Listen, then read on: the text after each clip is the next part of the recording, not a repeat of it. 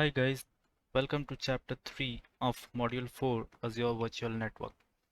In this chapter we will explore Azure DNS. So if you want to host your DNS records of your domain, you can use Azure infrastructure. With Azure DNS we can use the same credentials, same APIs, tools and billing as our other Azure services. If our company wants to host its DNS and manage its DNS over Azure, we can use Azure DNS. So let's dive deep into this chapter. See you in the next slide. So when we create an Azure subscription, an Azure AD domain is automatically created. This instance of the domain has an initial domain name in the form of domainname.onmicrosoft.com. The initial domain name is intended to be used until a custom domain name is verified. We cannot use initial domain name for routable things. Like if we want our website to be routed to a custom domain name, we must add a custom domain name to our subscription. A custom domain name simplifies the user sign-on experience. Users can use credentials they are familiar with. For example, ikclasses.com.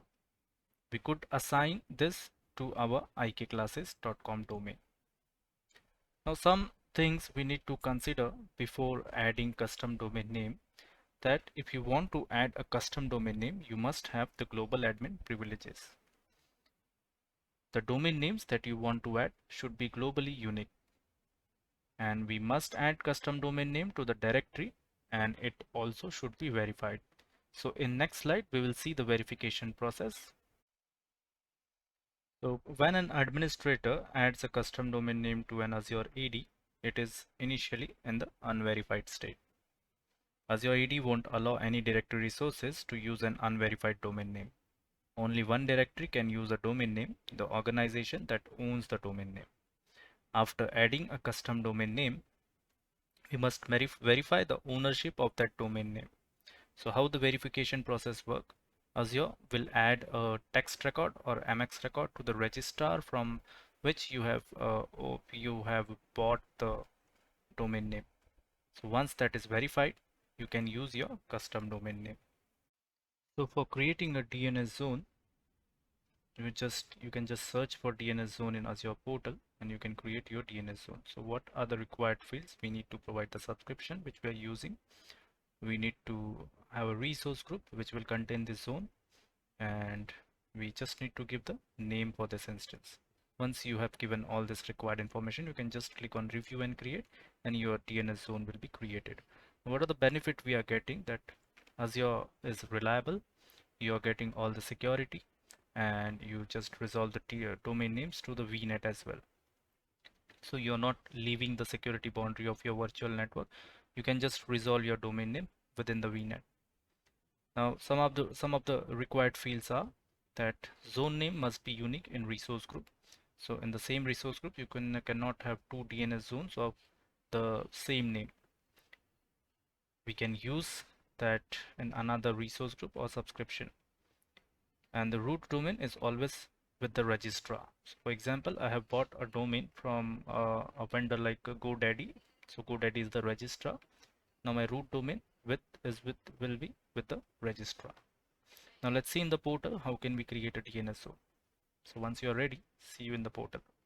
In this demo we'll create a Azure DNS, and let's search for DNS zone. And there are two types of zones. We'll see what private DNS zones in the next slide. Let's start with the DNS zone. This is the public DNS zone. So click on DNS zone, and from there you can create a DNS zone. Let me click on create, and let's create a new resource group for this demo. It will be DNS demo RG01, and let's give our DNS a name, ikclasses.com.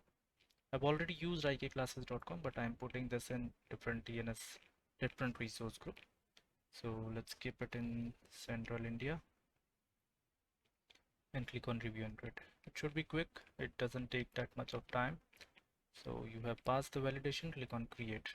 Now our DNS zone will be ready. once TNS zone is ready, we will be adding a record set so that we can verify whether the TNS zone is working or not. Then we'll also use PowerShell to verify whether our TNS is working. First we'll see it via portal. So let's go to the resource, and here you can see these are the name servers. So if you want to host your DNS zone here, you can just go to your registrar and add these name servers to your registrars. And instead of using registrar's name server, now once you have added this name server to the registrars, the resolution will be handled by Azure. Now these are the two records which are already added. One is name server record, another one is start of authority record. Now let's add a record set here, and let's give it a name, web server.ikclasses.com, and I'm giving it a fake public IP. So I don't own this public IP, but I'm using it, and I'll show you how can we resolve this name, webserver.ikclasses.com. So I'll just click on OK, and now we have one record set. We actually have three record set, but one is added by us. So one is start of authority and one is name server. Now once you have the record set, let's switch back to PowerShell and let's see how can we verify our DNS.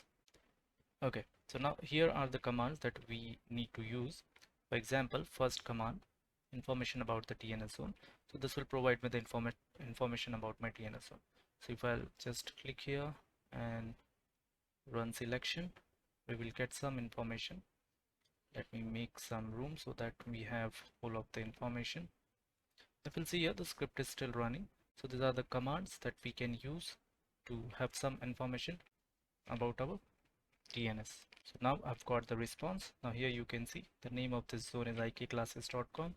The resource group, it is located in SDNS demo RG01, and these are the name servers we have.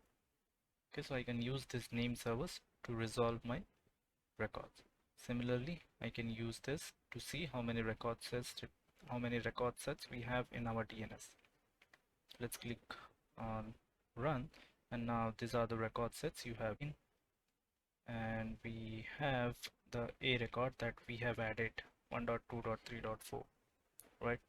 Now let's resolve this, and if I'll use any of the name server, and in this command you will see we have got the information of the name server. So I'll just copy this name server and I'll add it to my query, and now we will be using this command, and instead of record we added web server. So I'll just go here and add webserver.ikclasses.com. Now it should resolve and we should get the IP address of web server. So this is the name, webserver.ikclasses.com, and 1.2.3.4 is the IP address of that web server. So I hope this has been informative for you guys. Thank you for watching.